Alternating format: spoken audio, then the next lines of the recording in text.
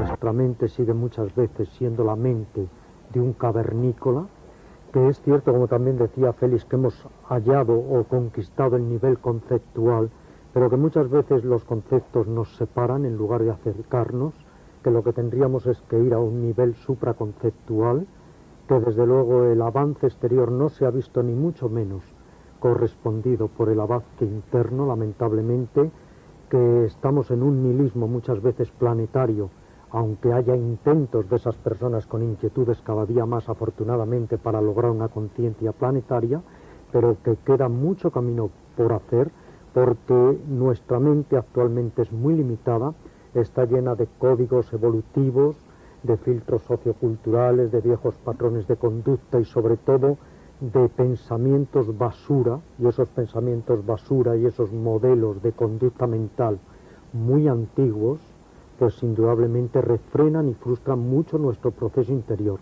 Lo que quiero decir con esto es que cambiar, podemos evolucionar, pero como decía Gurdjieff, no se trata de un esfuerzo, se trata siempre de un superesfuerzo muy serio. Benigno, ¿cuáles serían las características? Está aquí llegando de palabras fuertes. Sí. ¿Qué características tendría la era Acuario? Es tan denso el tema que lo difícil es de pronto decir esta característica. Voy a tratar dos puntos muy brevemente. De alguna manera lo voy a enlazar con lo que dice Marisol. Por primera vez el hombre será sinérgico y simbiótico, pero en la medida en que se realice como individuo. Es decir, solamente dos individuos que tengan su personalidad, aunque sea en el sentido ficticio, la palabra personalidad externo, formada, utilizan el término más bien junguiano, podrán trabajar de una manera conjunta. Es decir, ya no es un apoyo de masas, esa unión de débiles para encontrar la fuerza. Es decir, una idea que da el eje Acuario-Leo, individuo que se siente lo suficientemente completo dentro de sí mismo, no necesita apoyos más que en un sentido puramente sinérgico como puede pasar en el organismo. Es decir, cada uno cumple su función, vamos a decir su karma, su rol, y en ese sentido todo funciona mejor. Ahora, un cambio muy interesante que no está tratado adecuadamente. El centro, que ha sido el símbolo del sol, siempre en todas las tradiciones, pues, podemos extender muchísimo, el centro simboliza el punto referente y la divinidad. De alguna manera es el sol en todas las culturas, incluso antes del cristianismo, el cristianismo lo recoge, el simbolismo del sol como centro radiante del ser, alrededor del cual gira todo lo que es corruptible hasta llegar a identificarse con esa conciencia y esa luz. El hombre ha vivido muchos años sujeto al eje solar. Incluso ya hasta ahora es muy largo extenderse, incluso cuando no existía un heliocentrismo, vamos a decirlo, consensuado. Ahora se sabe que ese Sol y ese sistema planetario gira en torno a otro centro que es la galaxia. Es decir, lo que va a haber, y cuando hablamos de una era en que estamos entrando, estamos hablando de 25.000 y pico años. No podemos ir a lo inmediato. Lo que va a haber es un cambio hacia un eje. Todo el simbolismo que eso da también va a afectar al estado de conciencia.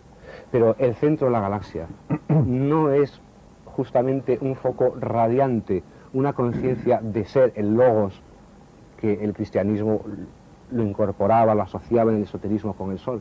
Es que el centro de la galaxia es un agujero negro. Si la conciencia sigue enfocando hacia el ser, ahora se va a enfocar paulatinamente hacia el no ser. Ahí puede que haya un nihilismo, pero no un nihilismo en un sentido negativo, aunque parezca paradójico, un sentido más bien budista, el concepto de sunyata o vacío. Eso va a crear, por lo tanto, una conciencia muy particular, de despojo más que de adquisición, que colisiona con todo este modelo de adquisición que tenemos ahora. Félix, escuchando estas palabras, se agranda tanto la visión que hablar o escuchar, decir a mucha gente que se va a imponer un nuevo orden, realmente se queda como ridículo, ¿no? Lo del nuevo orden mundial. El nuevo orden mundial de los políticos, de lo que nos está anunciando ahora. Hombre, lo que sí es evidente, y tú has empezado hablando de ello, es que existe flotando en el ambiente, en el espacio, existe lo que podríamos llamar el arquetipo de la transformación de manera latente. Y entonces esa percepción de la transformación se vive con un grado de inmediatez más o menos acentuada en función también de las propias características de cada uno de nosotros. Pero tú lo ponías el dedo en la llaga al comienzo de esta tertulia y decías cómo efectivamente se está apreciando un proceso de cambio, y esto es verdad, porque existe de manera latente eso que llamamos el arquetipo de la transformación. Entonces, cuando los políticos hablan del nuevo orden mundial, es porque ellos también han percibido la influencia, la inspiración de ese arquetipo de la transformación. Lo que sucede es que tanto los políticos como los que no somos políticos somos simplemente instrumentos o antenas que percibimos una inspiración procedente del éter o del vacío, y luego nos convertimos en manipuladores o en actores, en intérpretes y en traductores de esa inspiración. Y ahí es donde pueden aparecer y aparecen los problemas. Porque cada uno de nosotros incorpora lo que él es y sus aspiraciones y sus pequeñas o grandes ambiciones, y entonces conduce la inspiración hacia el terreno que más le preocupa. Yo creo que los políticos están en lo cierto en el sentido de que han bebido de la inspiración, de la misma fuente que bebemos todos, pero lo están aplicando mal. Y para ello, solamente te voy a dar un ejemplo que lo conocemos todos porque es muy reciente en España, de hace unos días. La noticia aparecida en los periódicos hace unos días, referida a la producción, a la superproducción de leche que al parecer existe en España. Entonces la Comunidad Económica Europea, que según parece son los que velan por el nivel de comodidad y de confort de los europeos, han ordenado a los productores españoles que disminuyan, que reduzcan la cabaña vacuna porque sobra leche, y entonces hay que evitar que se produzcan excedentes que darían lugar a una bajada de los precios, y de ahí se deriva un perjuicio económico para quien sea. Bueno, pues yo creo que esto no tiene nada que ver con la ética del nuevo mundo, con el nuevo orden mundial al que deberían referirse realmente. Que sí tiene que ver con algo que he dicho, con una palabra que he utilizado Benigno, que se llama sinergia. Es pensar en el bien general, pensar en el bien común. No es pensar de manera sinérgica, y por lo tanto no se corresponde con el espíritu de Acuario esa decisión de los políticos que pregonan el nuevo orden mundial cuando dicen que puesto que sobra leche, dejemos de producir leche, ignorando, olvidando que más de la mitad de la población mundial está muriendo de hambre. Entonces eso no es sinérgico. Por lo tanto, si me preguntas si tiene algo que ver el nuevo orden mundial, el concepto político del nuevo orden mundial con el espíritu acuariano, tengo que contestarte que aun procediendo de la misma fuente de inspiración, su aplicación corresponde a las bases, a los esquemas, a la ética del pasado, y por lo tanto no tiene encaje en el futuro. Estamos hablando pues de una nueva ética, casi podríamos decir ignorada, desconocida. Vean estas imágenes. Vivimos un momento crítico en la historia de los hombres. Habíamos establecido una civilización basada en creencias, en paradigmas que suponíamos indestructibles. Y ahora descubrimos que casi nada parece ser bien. Caen los valores tradicionales, las ideas de siempre, y hasta los fundamentos científicos muestran otra realidad, al tiempo que surgen nuevas inquietudes en los hombres, como el sentido ecológico que provoca el reencuentro con la Tierra. Pero nada es en vano. Todo cuanto hemos vivido, todo cuanto recoge la historia, han sido pasos, etapas y experiencias necesarias promovidas por el instinto de perfección que nos han traído hasta aquí, hasta el punto preciso donde descubrir que estamos listos para el salto evolutivo. La humanidad ha existido hasta hoy en la creencia de que cada criatura era un ser independiente de los demás, sin ningún vínculo entre ellos. Y esto se ha traducido en una ética basada en la separación, que ha propiciado la lucha, el individualismo, la competencia.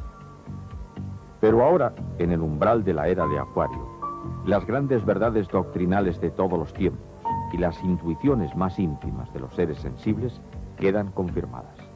Sí, estamos unidos todos por lazos invisibles. La Tierra es un ser vivo, un organismo que siente y se expresa a través de todas las criaturas que lo forman. Gaia es el aspecto material y visible del principio femenino de la creación, y por ser un mismo cuerpo, todo lo que ocurre a una de sus partes afecta a la totalidad. Por eso Buda decía que el dolor de uno es dolor de todos. Comprender esto es asumir que una agresión al planeta es una agresión a nosotros mismos. Todas las conductas se verán modificadas en esta era de Acuario, llamada a configurar una nueva civilización. Todos los paradigmas serán revisados y adaptados a los nuevos valores. También en el orden económico, que habrá de encontrar el equilibrio entre crecimiento y degradación, al propio tiempo que resuelve la injusticia entre abundancia y pobreza. Y en la política, donde somos llamados a constituir un solo pueblo, en el que las diferencias sean percibidas como algo que nos enriquece y no como algo que nos separa. Y en el ámbito personal, sentirse parte del universo es descubrir que no tenemos límites, que la pequeñez solamente está en nuestros errores. La vida nos reserva grandes sorpresas, entre ellas una que ya apuntan los biólogos y antropólogos de vanguardia: la mutación hacia un nuevo prototipo humano. En estos momentos, en cada uno de nosotros, podría estar latiendo una llamada de las células al cambio de su estructura o de su información, como paso previo y necesario para este salto cualitativo que como especie estamos destinados a realizar.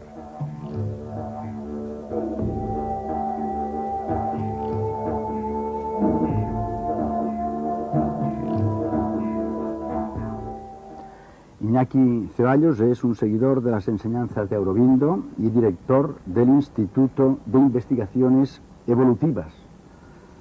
Lo hemos escuchado ahora que es necesario un cambio celular para dar este salto evolutivo.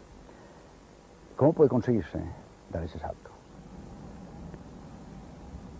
A principios de siglo, Aurobindo había anunciado ya que el hombre era un ser de transición. Es lo que hemos estado comentando hasta ahora. Pero ¿de transición hacia qué? ¿Hacia otro tipo cultural, con una modificación de los valores? ¿O hacia otro tipo incluso biológicamente distinto? Otra criatura terrestre. Ciertamente, si miramos en nuestro entorno más inmediato, vemos que esta vida que vivimos es cada vez más compleja, más trepidante, y ejerce sobre nosotros una presión inusitada. Ciertamente, si queremos sobrevivir individual y colectivamente, de algún modo tenemos que salir de nuestro ego encapsulado y abrirnos a una conciencia de la unidad. Unidad con nuestra madre tierra, Gaia, unidad con todas las demás criaturas humanas, unidad con la misma energía creadora. Esta experiencia de la unidad, esta conciencia de la unidad es una experiencia tan fuerte, es una experiencia tan atractiva, que nos lleva como un imán hacia ella, que al ser humano, a este pobre psiquismo humano, se nos muestran como dos caminos. Un camino sería el aferrarnos a esta conciencia para nosotros y subir por ella, ascender con ella hacia el cielo y gozarla. Es el camino que han seguido muchos místicos, sabios, yogis, pero también es posible otro camino. Si en un abrazo total a esta tierra de la que somos hijos, a esta materia en la que estamos encarnados, si en un abrazo total a este cuerpo individual y social, permanecemos con esa conciencia de la unidad aquí, en este cuerpo, entonces comprobaremos que la conciencia tiene un poder, es un poder de transformación, es un poder de transformación de la materia, y la materia en nosotros significa células. Entonces esta enorme presión psíquica que se generaría en nuestro entorno por esta conciencia de la unidad es capaz de crear una mutación biológica, una mutación celular por medios psíquicos. Ramiro, justamente hablaba de medios psíquicos. tú que sabes de yoga, y antes habían dicho que no se podía hacer ningún cambio exterior si no se hacía interior. ¿Cómo se produce este cambio interior? Sí, mira, yo yendo todavía más allá diría, y en esto nos remontaríamos a 2500 años atrás, que Buda, que sin duda fue el hombre más lúcido de su época, como Jesús lo fue de la suya, Buda sabía que para cambiar totalmente la estructura de la mente de un ser humano que está enraizada en la avidez, la aversión y el autoengaño, que son los grandes males, las raíces del mal, como él decía, que han sembrado la tierra de horrores y de errores y que han hecho una carnicería cósmica, para poder desenraizar estas viejas estructuras de la mente es necesario un método, es necesario una praxis, porque todo está dicho, pero nada está hecho. Y por eso hay que ponerse a trabajar y a cambiar y a modificarse. Si sondeamos un poco el tema, falla el sistema, es calamitoso, sí. Falla la sociedad, es un desastre, sí. Fallan esos políticos dormidos, que son como ciegos, como dicen los evangelios, que llevan otros ciegos y al final todos se despeñan, sí. Pero lo que falla es la mente humana con su codicia y su avidez, y es lo que hay que cambiar.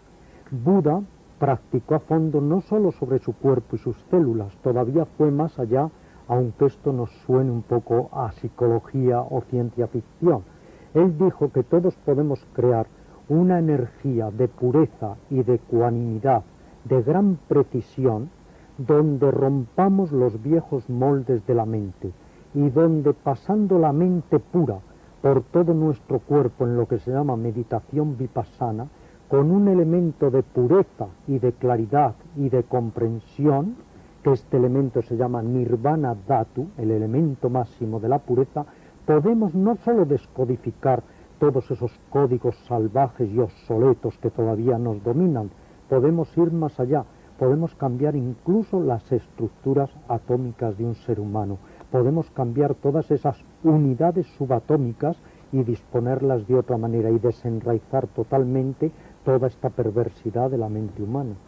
Iñaki Ceballos nos ha dejado, antes cuando estaba hablando en el momento de la transición, de la apasionante transición de la célula, esta experiencia se ha hecho, creo que Aurobindo y su mujer, a quien él llamaba madre, hicieron esa experiencia.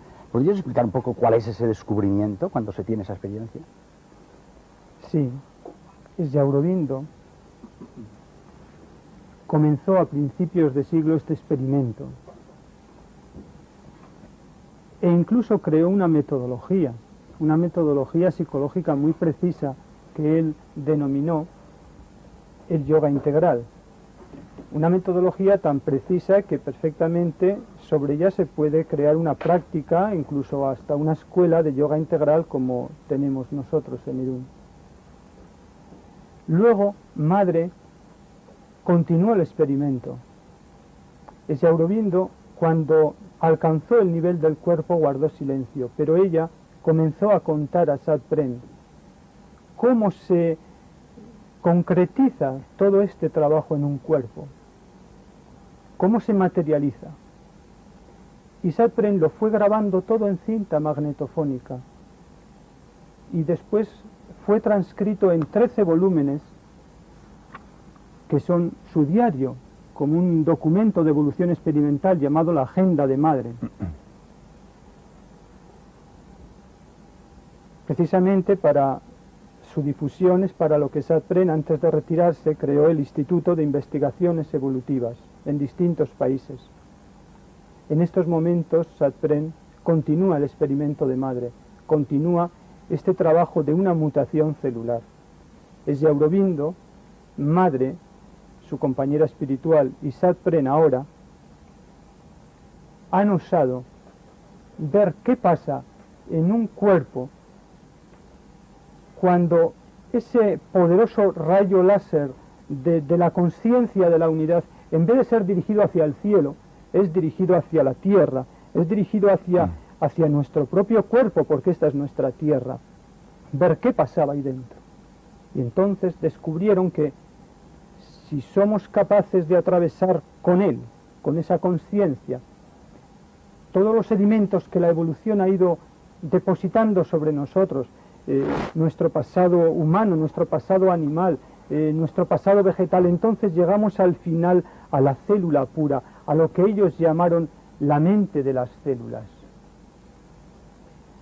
La mente de las células es vivir la materia directamente, sin todo lo que pensamos y todo lo que sentimos de ella.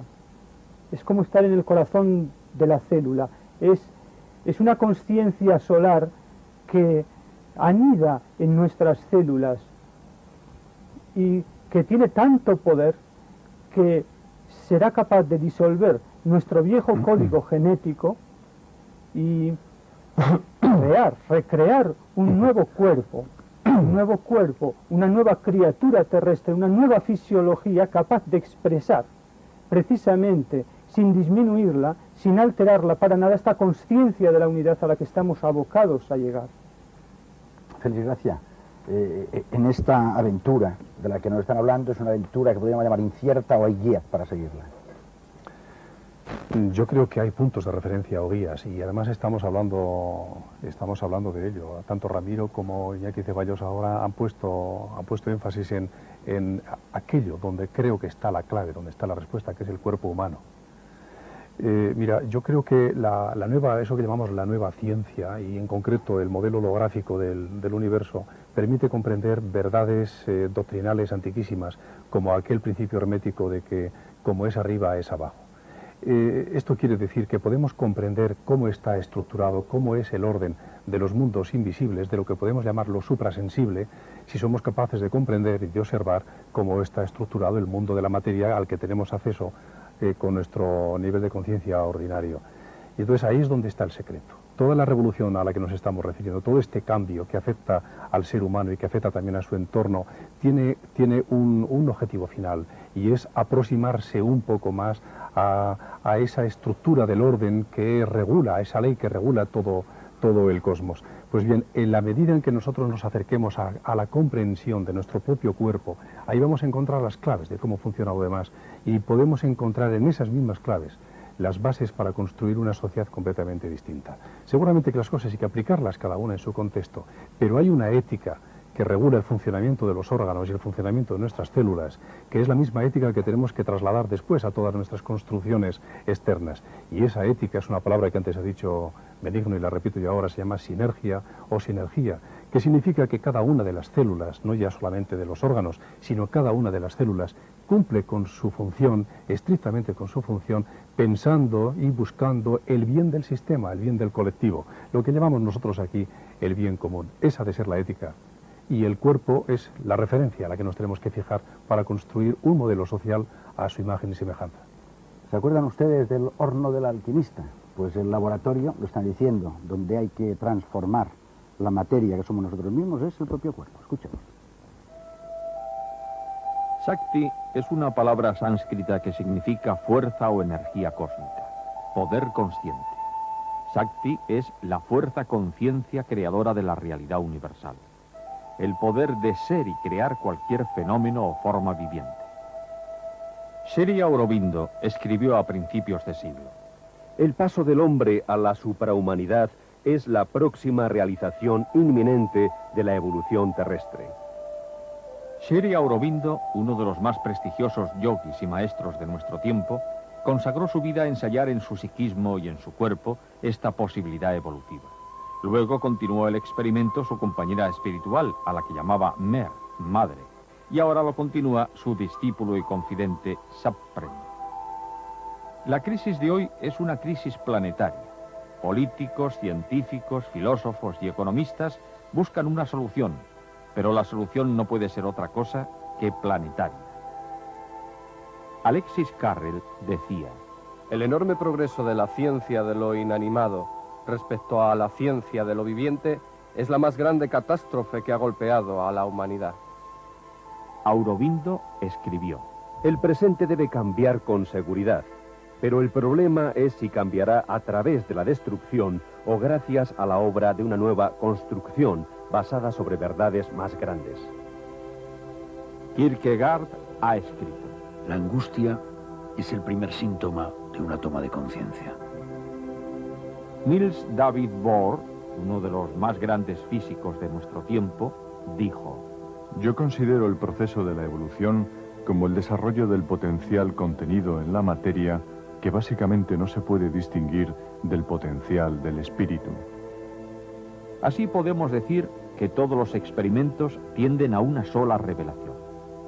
Dice Madre en su agenda: Solo la conciencia existe, y la decisión o la elección de la conciencia ha creado la forma, toda la forma, de las más sutiles a las más materiales. Y la física aparente del mundo material viene de una deformación, de un oscurecimiento de la conciencia que ha perdido el sentido de su propio origen. La sombra es nuestro pasado animal y humano. Debemos atravesarla. La agenda de Madre, en el fondo, no es otra cosa que una incesante y sonriente persecución. Atravesar la sombra. Descubrirlo para vivir el secreto de la luz. ¿Y aquí algún comentario a esto que acabamos de ver y escuchar? En esta época que vivimos, creo que lo más necesario es un mensaje de esperanza. Nos puede parecer negra esta era negra, que así se la ha llamado, y el futuro, las salidas, nos pueden parecer aún más difíciles, pero realmente no es difícil. Es solo difícil para nuestros pequeños egos aislados, pero no estamos solos y aislados. Realmente no somos sino hijos de la naturaleza. Es como si a un niño pequeñito que está en el vientre de la madre le dijeran que tiene que nacer, se sentiría tan impotente como nosotros. Pero es que él no va a nacer, es la madre, es su madre la que lo va a dar a luz. También a nosotros, en nuestro propio cuerpo, va a dar la naturaleza a luz. Primero, una conciencia de unidad. Cada vez la está haciendo más esta naturaleza. El hecho de que estemos aquí reunidos está provocado por esta naturaleza. Es que lo necesitamos urgentemente. Y después, también la naturaleza es la que va a dirigir esa poderosa conciencia hacia nuestro propio interior, hacia nuestro propio cuerpo y abrir nuestras células. Pero el hombre, nosotros, podemos colaborar, abrirnos a la alegría de la participación, participar con el proceso. Esta es la aventura a la que nos invita Sri Aurobindo. Describía Sri Aurobindo en un gran poema, Savitri: yo les he visto atravesar el crepúsculo de una era, a los hijos de ojos de sol de una aurora maravillosa, poderosos destructores de las barreras del mundo, arquitectos de la inmortalidad, cuerpos radiantes de la luz del espíritu, portadores de la palabra mágica, del fuego místico, portadores de la copa dionisíaca de la alegría. Dice Félix que no es difícil ese tránsito. Tal vez podemos decir que es selectivo. Sin duda, y difícil también, yo creo que también es muy difícil. De lo contrario es algo que habríamos hecho ya.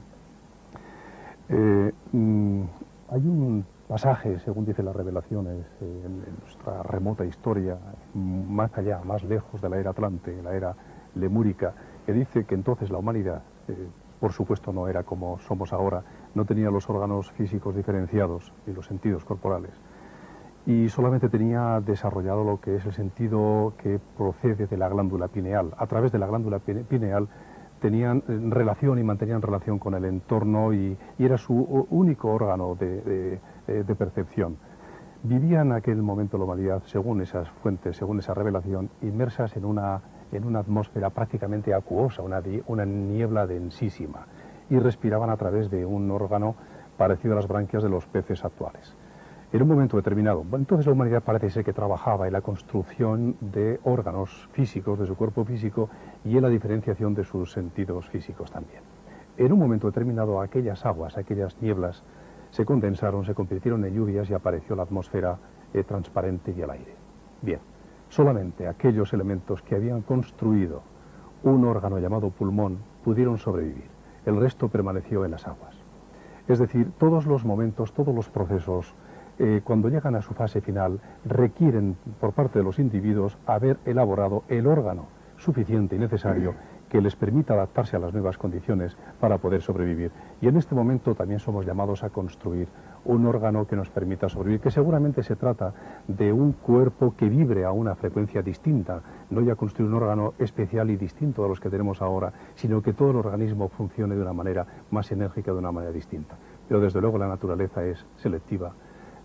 El proceso creador de vida, como sabes, es selectivo. Millones de espermatozoides compiten, por decirlo de alguna manera, por llegar a la meta que es el óvulo, pero solamente uno de esos espermatozoides fecunda al óvulo. Lo que sucede es que si efectivamente todos formamos parte de un cuerpo y todos constituimos una unidad, y de eso yo estoy convencido, habría que preguntarse o habría que decirse que la energía y la vida y la esencia de todos los espermatozoides del camino, que quedaron en el camino, está concentrada en aquel que llegó al óvulo, y de alguna manera todos vivieron la experiencia de la fecundación. Señores, ustedes ya lo han oído. Este es el reto, nuestro reto, adaptarnos, cambiarnos, integrarnos en una nueva conciencia. Y como el carnet de identidad es una labor personal e intransferible. Buenas noches y hasta la próxima semana en La Tablorada.